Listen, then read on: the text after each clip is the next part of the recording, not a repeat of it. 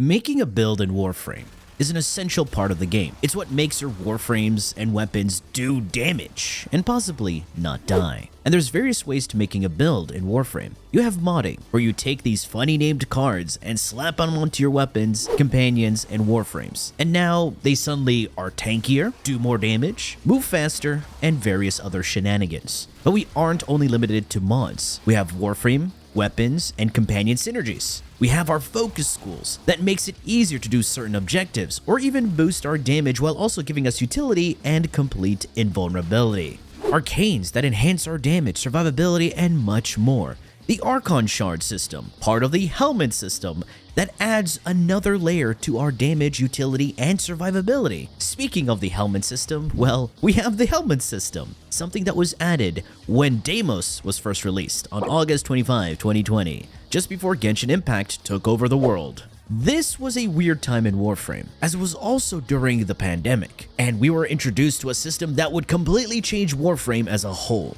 when it came to making builds.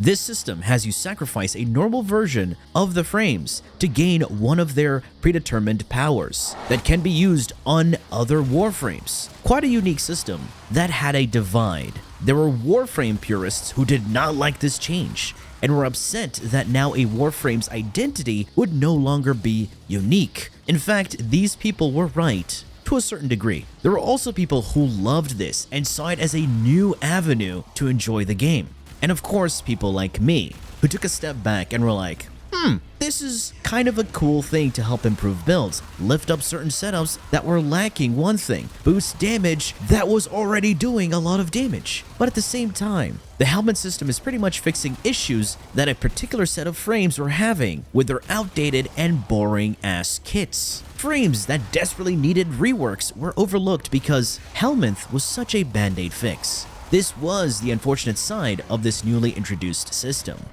It did give us an entire ocean to play with, because with every new Warframe that would release, a new helminth ability would be added to the system. Granted, the system had its own abilities that have you do some funny things that did get nerfed.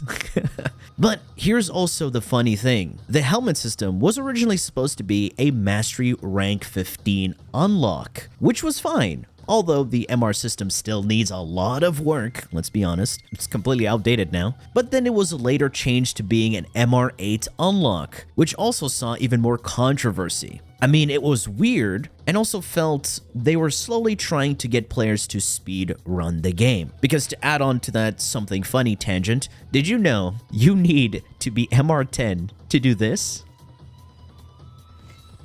Yeah, just that. Auto-installing stars to your Ayatan sculpture is an MR10 requirement. Food for thought.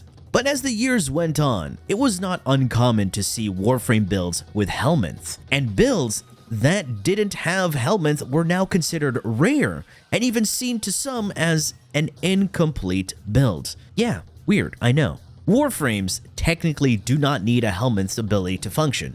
I mean, that's how the game functioned long before, and can still function now. However, the frames do feel naked without one, when you think about it.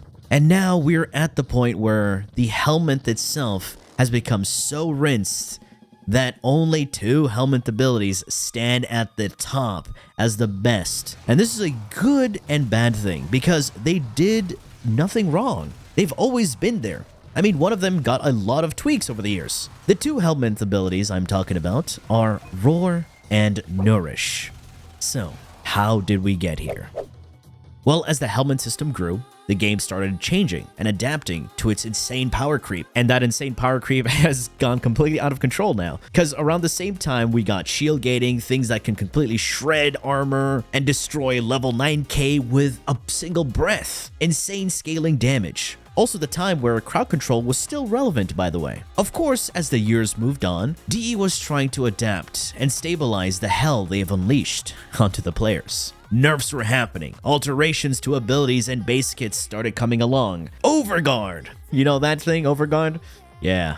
I'm sure some people didn't know that Nourish was originally Toxin instead of Viral. and used it against Corpus level cap, making it even more of a breeze. Unfortunately, Grendel was hot garbage. He got a rework down the line, which was welcomed sight. But Nourish is still better on any other frame than the Warframe it came from, because of how Grendel has a requirement to use Nourish, while other frames just don't. They can just press the button and they have the benefits of Nourish. Of course, now, Nourish is seen as a great way to give the viral elemental damage multiplier to all your weapons and weapon-based abilities, energy multiplier so you can run high-strength, low-efficiency builds without even noticing any issues with your energy economy. This ability also fixed quite a few frames that have issues on their own. For example, Steinex got one of the biggest buffs because of Nourish, boosting his damage, as Nourish also affects his fourth ability because it's coded as a weapon. You know, the usual DE coding. At the same time, you could run high strength, low efficiency, and super boosting his energy income on the third ability.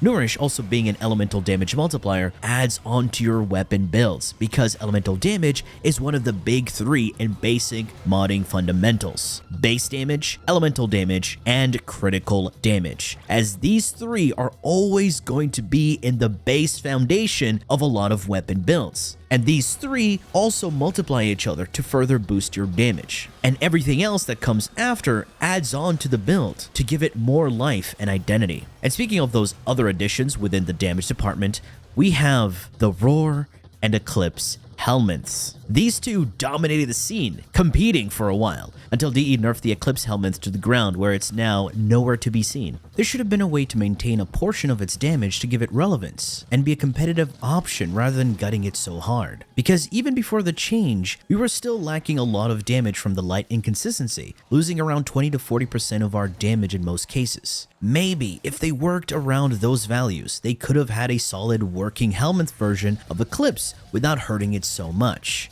But hey, easier to just slap on one thing and call it a day than actually balancing things, right? This change made zero sense. For one, Roar and Eclipse are completely different damage multipliers. Eclipse is a final damage multiplier to your weapons. Even though it heavily favored raw damage builds, it still did work okay with damage over time setups, because that's where Roar shined. It allowed you to hit billions of damage with certain synergies. I mean, you still can on Mirage herself, because Mirage got buffed while the helminth got nerfed. So what happened?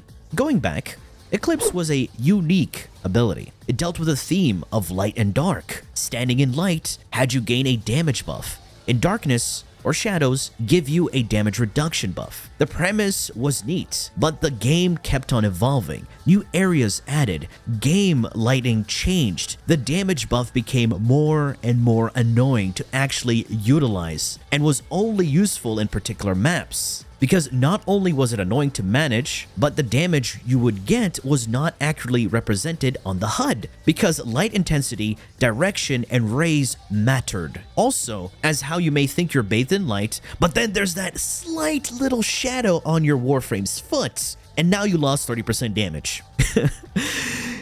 You want to know what's worse? Even your graphic settings affected your damage. If you were running on a potato, say goodbye to your damage. And invisible frames could abuse and snapshot this buff to maintain the larger damage multiplier, even though they were in the shadows. All in all, it was fucking stupid.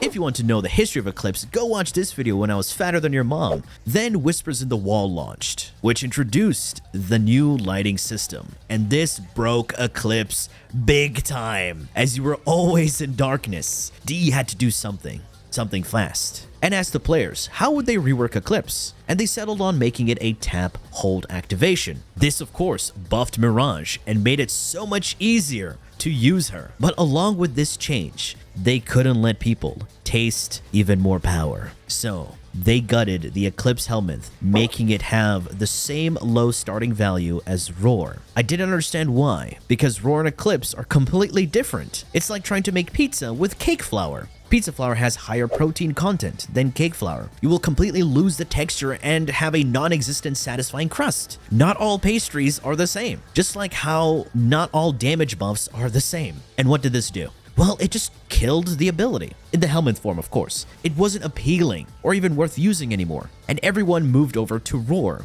because Roar did something extra that Eclipse could not do. Instead of me repeating myself for the 1.8 billionth time, I will just play my YouTube short. Understanding the Roar ability. Roar is a universal damage multiplier that applies to your weapons, abilities, and it can also be shared with allies. It does not increase your strength at all. You'd be surprised how many people believe it does. Even though it doesn't give you strength, it does, however, scale with strength. This damage is considered as a faction damage multiplier. Pretty much your Bane mods in ability form, although it doesn't have a single faction restriction like the mods do. And because it's a universal faction damage buff, it will multiply your total damage against any faction even if it doesn't have any faction mod associated to it. Since it's considered faction damage, it is additive to faction damage mods, ribbons with the same multiplier, and even the relay damage blessing. And faction damage buffs also have your damage over time status effects deal 2 times the damage as it multiplies the damage modifier on itself. This term is known as double dipping. And if you have a Mirage, Chroma, and Rhino buffing each other, all those buffs will multiply one another for an even bigger damage bonus. So yeah, TLDR, universal damage buff that affected both your weapons and abilities. That made it widely desirable for a majority of builds that need the extra kick to bump up their damage. And as we are currently still in the damage meta, anything that does not offer consistency with damage will slow you down.